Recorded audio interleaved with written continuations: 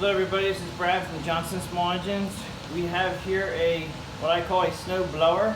This is a Craftsman 21-inch. It is non-self-propelled. It has paddles in the front. That's why I call it a blower, not a thrower. It's basically just blowing snow. Alright, this is actually a 4-cycle. It's not a 2-cycle. Just want to show you how to operate it. And first thing you want to do is check the oil, of course. This guy here has an oil dipstick right here. We just serviced it, so the oil should be perfect. You want to pull the dipstick out, you want to wipe it off, push it back in again, lock it tight, bring it back out, and it should be right between the dots. This one is actually on the high mark, right at the top of the dot, which is perfect. I like to have them right on the top mark. You have your regular straight gas here. I always would suggest full tank before you go out. All right. You have a primer bulb here for priming. You have your on and off switch here, which this one is actually tied to a piece of string. It's actually very nice. You got it. You have to have these in or they will not run. All right, that's how you turn them off. Push them in. I always make sure they're in just so you have it ready for you at all times, unless you have children, and of course you don't want to have it in there. This has an electric starter button right here. All right, and the electric starter right down here is the hole in the prongs for where you put your plug, where you put your starter cable into. I'm going to show you a starter cable. Okay, so we have the starter cable. It usually comes with the machine. Now this one's been all wrapped up, but they're usually about 7 to 10 feet long. I would not recommend going over 10 feet because the starters draw a lot of amperage. So the longer you get, the lower, actually the amperage will drop through the cord, and actually you can burn up the starter. So when you plug these things in, you have a 3-prong on the cord, 3-prong on your machine. Plug it in. You want to plug this directly into an outlet. That would be the best bet. Do not plug it into an extension cord. Just try to use them right at the house where you have power. I'm not going to show you exactly. I know this starter works, so we're just going to start this manually. We're just going to take this out for now. I just wanted to show you that you should only use up to 10 feet. You know, you just want to hit these starters for a few seconds. You don't want to really crank them too long, but they should start right up. If they're working, if the machine is in good working condition, they should fire right up, and you shouldn't have to push the starter button too long. Now we're just going to use the manual recoil, which is out here on the side. This is your manual recoil. So to start it, we check the oil.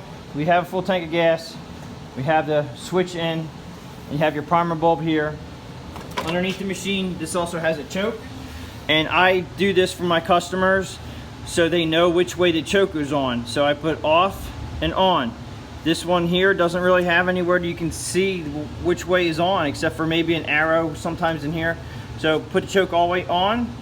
You're gonna prime the primer bulb probably 1 or 2 times. Depending on how cold it is, you may need a couple more pumps. Prime it 1 or 2 times, 1, 2.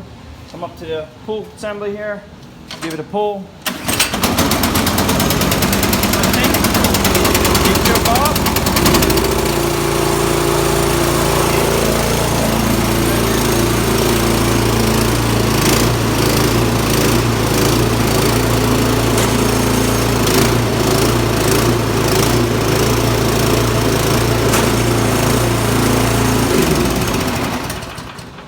Basically, I was just showing you that your handle for your engagements here, and the reason why I tipped it back is these paddles actually will hug the ground and they will actually pull you along. It's not self-propelled, but you got to be careful you don't push down too hard when you're just on normal asphalt, because you really wear out these rubber paddles. So I'm going to show you these rubber paddles. Okay, this one here is in pretty new condition, but here's the rubber part that actually hits the ground. And I'm going to tip back a little bit here. There is a bottom scraper bar here. This little plastic bar that runs along the bottom. His is getting pretty chewed up. Probably need to be replaced next year.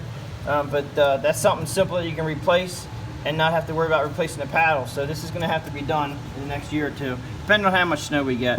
And these paddles should last you a long time, as long as you're not trying to run them across the ground when there's no snow on it. As far as the engagement, this is the engagement lever for your paddles. And you just want to make sure you have good tension on it.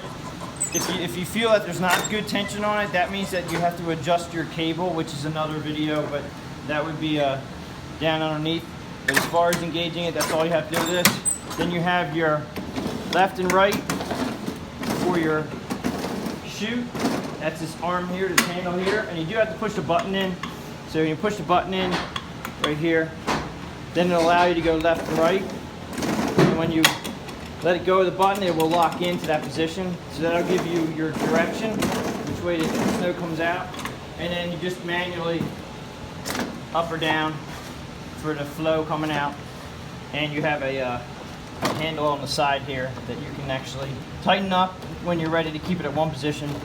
That holds it in, locks it in. And that's pretty much how you run a 21-inch 4-cycle Sears Craftsman electric start snowblower. Thanks for watching.